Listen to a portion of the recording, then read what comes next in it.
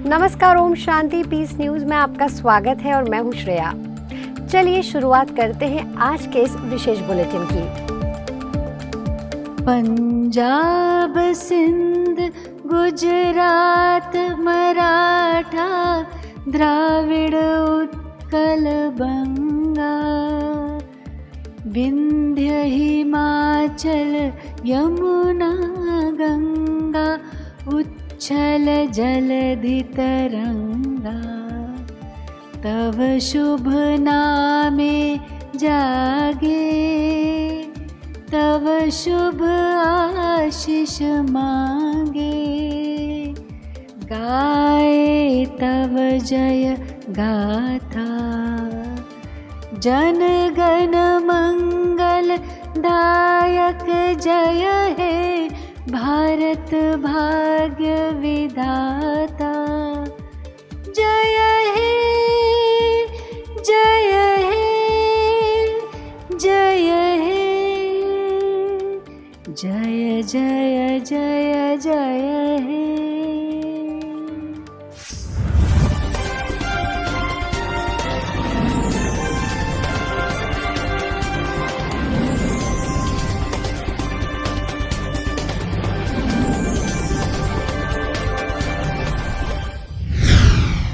स्वच्छ और स्वस्थ समाज का निर्माण केवल शारीरिक सफाई और स्वास्थ्य सेवाओं तक ही सीमित नहीं है, बल्कि इसके लिए मानसिक और आध्यात्मिक सशक्तिकरण की भी आवश्यकता होती है। आध्यात्मिक सशक्तिकरण से तात्पर्य है अपने अंदर की सकारात्मक शक्तियों को पहचानना और उन्हें अपने एवं समाज की भलाई के लिए उपयोग करना। यह न केवल व्यक्तिगत विकास में सहायक है, बल्कि समाज के सामूहिक उत्थान में भी महत्वपूर्ण भूमिका निभाता है। इसी समाज कल्याण की भावना को लेकर ब्रह्मा कुमारी संस्थान स्वच्छ और स्वस्थ समाज के लिए आध्यात्मिक सशक्तिकरण थीम पर राष्ट्रीय अभियान चलाने जा रही है, जिसकी नेशनल लॉन्चिंग दिल्ली के भारत मंडपम से देश की राष्ट्रपति श्रीमती द्रौपदी मुर्मू जी ने किया। इस दौरान ब्रह्मा कुमारी संस्था के अतिरिक्त महासचिव बीके ब्रिजमोहन भाई, एडिशनल चीफ बीके जयंती दीदी, जॉइंट चीफ बीके सुदेश दीदी, ओम शांति रिट्रीट सेंटर की निर्देशिका बीके आशा दीदी, दिल्ली पांडव भवन की प्रभारी बीके पुष्पा दीदी, जाने माने कार्डियोलॉजिस्ट बीके डॉक्टर मोहित गुप्ता भी उपस्थित रहे।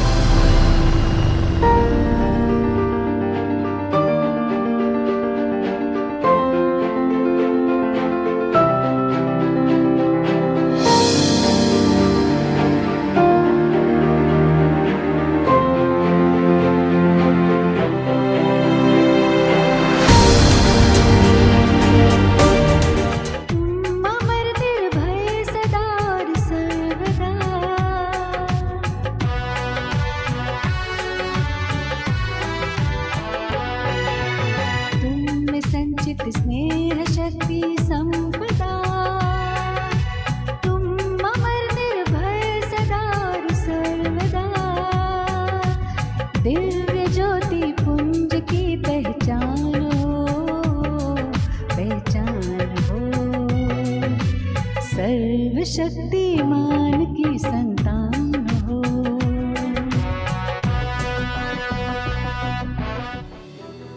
राष्ट्रपति जी ने इस अवसर पर कहा कि विश्व इतिहास के स्वर्णिम अध्याय और राष्ट्रों का इतिहास सदैव आध्यात्मिक मूल्यों पर आधारित रहे हैं। विश्व इतिहास इस बात का साक्षी है कि आध्यात्मिक मूल्यों की उपेक्षा करके केवल भौतिक प्रगति का मार्ग अपनाना अंततः विनाशकारी सिद्ध हुआ है। स्वस्थ मानसिकता के आधार पर ही समग्र कल्याण संभव है। एक सच्चा स्वस्थ व्यक्ति शारीरिक, मानसिक और आध्यात्मिक तीनों आयामों को ही पूरा करता है। ऐसे व्यक्ति ही एक स्वस्थ समाज, राष्ट्र एवं विश्व समुदाय का निर्माण करते हैं। स्वस्थ व्यक्ति शारीरिक, मानसिक और आध्यात्मिक तीनों आयामों पर खरा उतरना चाहिए। ऐसे व्यक्ति स्वस्थ समाज, राष्ट्र और विश्व समुदाय का निर्माण करते हैं। मुझे पूरा विश्वास है कि ब्रह्मा कुमारी परिवार द्वारा विश्व कुटुंबों को आध्यात्मिक सशक्तिकरण द्वारा सुचिता और स्वास्थ्य के मार्ग पर निरंतर आगे बढ़ाया जाएगा। ऐसे उदात्त लक्ष्यों को प्राप्त करने के प्रयास में आप सब सफलता प्राप्त करेंगे, यही मेरा शुभकामना है। आगे उन्होंने कहा कि आध्यात्मिक सशक्तिकरण ही वास्तविक सशक्तिकरण है। जब किसी धर्म या संप्रदाय के अनुयायी अध्यात्म के मार्ग से भटक जाते हैं तो वे कट्टरता का शिकार हो जाते हैं और अस्वस्थ मानसिकता से ग्रस्त हो जाते हैं। आध्यात्मिक मूल्य सभी धर्मों के लोगों को एक दूसरे से जोड़ते हैं। जब किसी धर्म और पंथ के मानने वाले अध्यात्मों के आधार से हट जाते हैं तो वे धर्मांधता का शिकार हो जाते हैं, अस्वस्थ मानसिकता से ग्रस्त हो जाते हैं। आध्यात्मिक मूल्य सभी धर्मों के लोगों को एक दूसरे से जोड़ते हैं। भारत की धरती आध्यात्मिक भूमि रही है। प्रभु श्री राम और भगवान श्री कृष्ण के आदर्श, भगवान महावीर और भगवान बुद्ध के शिक्षाएं, संत कबीर और गुरु नानक देव जी के संदेश, रामकृष्ण परमहंस, स्वामी विवेकानंद और श्री अरबिंदो के दार्शनिक सिद्धांत, ये सभी आध्यात्मिक सशक्तिकरण के अक्षय स्रोत है। राष्ट्रपति जी ने आगे कहा कि दुनिया के कई हिस्सों में भय, आतंक और युद्ध को बढ़ावा देने वाली ताकतें बहुत सक्रिय है। ऐसे माहौल में ब्रह्मा कुमारी संस्था ने 100 से अधिक देशों में कई केंद्रों के माध्यम से मानवता के सशक्तिकरण के लिए एक प्रभावी मंच प्रदान किया है। आध्यात्मिक मूल्यों को बढ़ावा देकर विश्व बंधुत्व को मजबूत करने का यह एक अमूल्य प्रयास है। भय, आतंक और युद्धों को बढ़ावा देने वाली शक्तियां विश्व के कई हिस्सों में बहुत सक्रिय है। ऐसे वातावरण में ब्रह्मा कुमारी संस्था ने 100 से अधिक देशों में अनेक केंद्रों के माध्यम से मानवता के सशक्तिकरण का प्रभावी मंच उपलब्ध कराया है। ये आध्यात्मिक मूल्यों के प्रचार प्रसार द्वारा विश्व बंधुत्व को शक्ति प्रदान करने का अमूल्य प्रयास है। राष्ट्रपति जी को यह जानकर प्रसन्नता हुई कि ब्रह्मा कुमारी संस्था संभवतः महिलाओं द्वारा संचालित दुनिया का सबसे बड़ा आध्यात्मिक संस्थान है। उन्होंने कहा कि इस संगठन में ब्रह्मा कुमारियां आगे रहती हैं और उनके सहयोगी ब्रह्मा कुमार पृष्ठभूमि में काम करते हैं। ऐसे अनूठे सामंजस्य के साथ यह संस्था निरंतर आगे बढ़ रही है। ऐसा करके उसने विश्व समुदाय के समक्ष आध्यात्मिक प्रगति एवं महिला सशक्तिकरण का एक अनूठा उदाहरण प्रस्तुत किया है। प्रजापिता ब्रह्मा बाबा ने ब्रह्मा कुमारी संस्थान की स्थापना करके आध्यात्मिक सशक्तिकरण के अभियान को तो आगे बढ़ाया ही है, उन्होंने महिला सशक्तिकरण भी अनुपम योगदान दिया है। ब्रह्मा कुमारी संस्थान महिलाओं द्वारा संचालित किए जाने वाला विश्व का संभवतः सबसे बड़ा आध्यात्मिक संस्थान है। इस संस्थान में ब्रह्मा कुमारी बहन आगे रहती है तथा उनके सहयोगी ब्रह्मा कुमार भाई नेपथ्य में कार्यरत रहते हैं।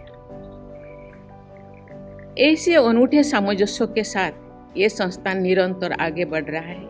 ऐसा करके आप सबने विश्व समुदाय के सम्मुख आध्यात्मिक प्रगति और महिला सशक्तिकरण का अद्वितीय उदाहरण प्रस्तुत किए हैं। हृदय से हम आपका धन्यवाद करते हैं और जो बातें आपने कही हैं अवश्य उन्हें साकार करेंगे और जन जन तक उनको पहुंचाने का प्रयास भी करेंगे और उसका निष्कर्ष रिजल्ट भी हम आपको अवश्य सुनाएंगे। राष्ट्रपति जी के बाद संस्था के पदाधिकारियों ने स्वच्छ और स्वस्थ समाज के निर्माण के लिए आध्यात्मिक सशक्तिकरण क्यों और कितनी जरूरी है, इस पर अपने विचार रखे। स्पिरिचुअल एम्पावरमेंट से न केवल खुद का परिवर्तन, परंतु मैं जानती हूँ कि उस आधार पर समाज का भी परिवर्तन बहुत ही सहज तरीके से हो रहा है और आगे भी होता ही रहेगा। हम आपको खुशखबरी सुना रहे हैं कि बहुत थोड़े समय में आप देखेंगे, जैसे गीता में कहा गया है, परित्राणाय साधूनां विनाशाय च दुष्कृताम्, और ये भी कहा गया है कि सर्वधर्मान् परित्यज्य मामेकं शरणं व्रज, वो कार्य हो रहा है। बहुत जल्दी पुनः भारत देवी देवताओं का लोक बनेगा। यदि आज हम योग के द्वारा, अध्यात्म के द्वारा अपने संकल्पों को श्रेष्ठ और शक्तिशाली बनाते हैं, पावरफुल बनाते हैं, अगर परमात्मिक याद, परमात्मिक शांति, पवित्रता के द्वारा, राजयोग के द्वारा अपने जीवन को श्रेष्ठ बनाते हैं दोस्तों, तो हमारा जीवन मैजिकल बन जाता है, हमारा जीवन अनुभवों से परिपूर्ण बन जाता है दोस्तों। आज इस मंच से मैं आपको केवल एक शब्द में एक लाइन बताना चाहूंगा दोस्तों, कि हमको 1440 मिनट रोज मिलते हैं, और आज मैं आप सब लोगों से अनुरोध करता हूं कि मात्र 20 मिनट अपने जीवन के लिए निकालिए, अपने जीवन के परिवर्तन के लिए निकालिए। आज का ये समय, आज का ये मोमेंट दोबारा कभी नहीं आएगा। आज यदि हमने संकल्पों को श्रेष्ठ और शक्तिशाली किया, तो शायद आज के बाद अपने जीवन को भी हम श्रेष्ठ बना पाएंगे। यही राजयोग की शक्ति है, यही संकल्प साधना, वो संकल्प जिसमें साधना के द्वारा हम शक्ति भरते हैं और हमें सिद्धि स्वरूप होने का दोस्तों वरदान प्राप्त हो जाता है। इसके अलावा role of women in the present time of crisis विषय पर चर्चा का भी आयोजन हुआ, जिसमें कई जानी मानी कामयाब महिलाएं शामिल हुई और अपने महत्वपूर्ण अनुभवों और बेबाक विचारों से कार्यक्रम में उपस्थित हजारों लोगों में जागरूकता फैलाई। Women are not mere custodians of morality. They are the complete embodiment of it. They have instinctive powers to sort of navigate through life. जो हम लोग different roles, जैसा भी sister ने कहा, we perform different roles. So in all those roles, we try to navigate through different ways. If you could see in the course of time, is women were given socio-political empowerment but not economic empowerment. Women had respect but not security. Women had opportunity but not equality. Women had admiration because we were considered beautiful. Women had admiration but we were exploited. Women had been strong but we've not been independent. And women had always been the epitome of sacrifice, and she's never been giving any attention to self-care. So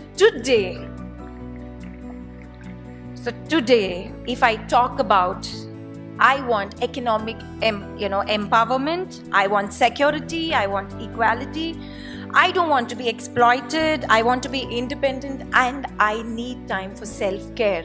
And you know who I am? You know who I am? Feminist. But that's not what I am. I respect men. I equally respect men. I don't want to I don't want to lead a life without men around me. I need a father, I need my husband, I need my children, I need my brothers. I need men around me. So just because I am standing in front of you saying, please consider me equal, doesn't mean I want to eradicate another counterpart of mine. So first and foremost, let's redefine the understanding of feminism is not that we are anti-man, we respect men. Digital India बना, सरकार ने बहुत काम किया इस पे, लेकिन internet आते आते महिलाओं को इंटरनेट पे भी जिस प्रकार से उत्पीड़ित किया जाता है, एक बहुत बड़ा चैलेंज है हम सबके सामने। और ये इसलिए भी है क्योंकि इंटरनेट जो है वो बाउंड्रीज नहीं जानता। वो नहीं जानता कि किस राज्य से बैठा हुआ कहाँ पे या किस देश से बैठा हुआ कहाँ पे आपकी फोटो लीक कर रहा है, या एआई से आपको क्या बनाकर क्या पेश कर रहा है दुनिया के सामने। और यहाँ भी महिलाएं ही उत्पीड़ित होती हैं, यहाँ भी महिलाओं को टारगेट किया जाता है। एक तो फाइनेंशियल फ्रॉड होते हैं सबसे ज्यादा, secondly women and children. Why? Because they think that women and children are weak. So we must change that mindset which says that women are weak. We are not weak. And हमें ये अपनी, मुझे लगता है अपनी आत्मा में अपने अंदर बिठा लेना चाहिए कि हम इक्वल हैं।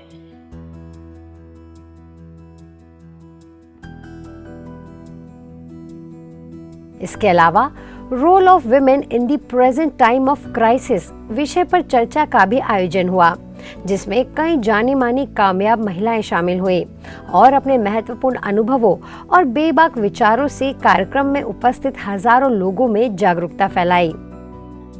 अर्धनारीश्वर से जाने वाली वो जननी, वो अन्नपूर्णा, जिसका मेरे से पहले बहुत चीज़ों पे वर्णन हो चुका है, उसकी कैपेसिटी पे भी, उसकी प्रॉब्लम्स पे भी। लेकिन आज फिर भी जो ये फुल डे की एक कॉन्फ्रेंस और इस तरह की बहुत सारी कार्यशालाएं ब्रह्म कुमारी के संस्थान से हो रही हैं, उसके लिए मैं कहूँगी कि बहुत बहुत बड़ा योगदान है आपका, क्योंकि हम सोच तो रहे हैं कम से कम कि ये समस्याएं हैं। इसके अलावा कार्यक्रम के शाम के सत्र में कॉल ऑफ टाइम विषय पर पैनल डिस्कशन और संगीत संध्या का भी आयोजन हुआ। पैनल डिस्कशन में द टाइम्स ऑफ इंडिया की पूर्व एसोसिएट एडिटर नारायणी गणेश और यूके के मशहूर पत्रकार और राइटर नेविल हॉस्किंसन प्रमुख अतिथि के रूप में शामिल हुए। मेरा यह है क्वेश्चन कि जो अभी आपने कहा, लेकिन ये जन्म जन्मांतर का क्यों चलता है?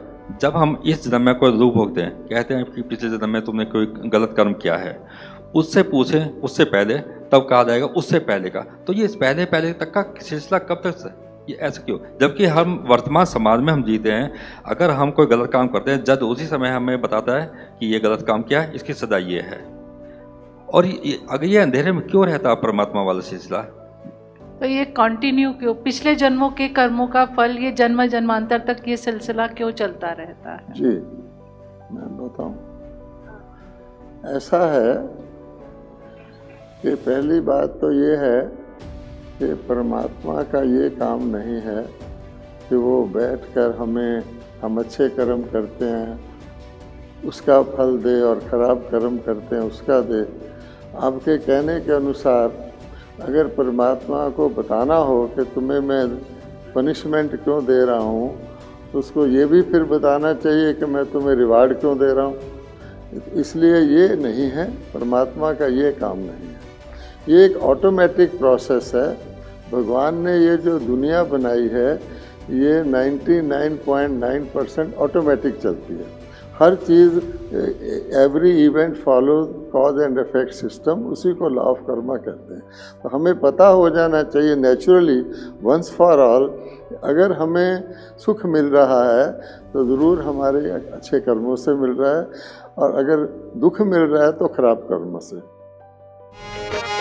मेरे बाबा प्यारे बाबा, इस जग में तेरे जैसा कोई नहीं है। मेरे बाबा प्यारे बाबा, इस जग में तेरे जैसा कोई नहीं है। तुझको है पाया, सब कुछ है पाया, पाने को बाकी अब और नहीं है। तुझको जो पाया सब कुछ है पाया, पाने को बाकी अब और नहीं है।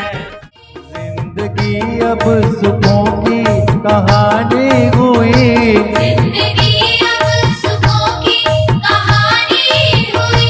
तेरी हम पे बड़ी मेहरबानी हुई, तेरी हम पे बड़ी मेहरबानी हुई।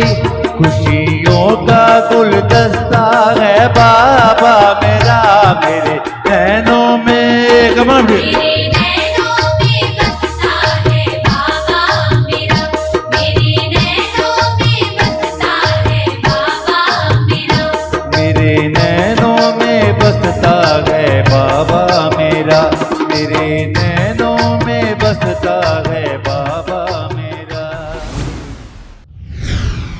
आज के इस विशेष बुलेटिन में बस इतना ही। अब लेती हूँ आपसे इजाजत। नमस्कार, ओम शांति।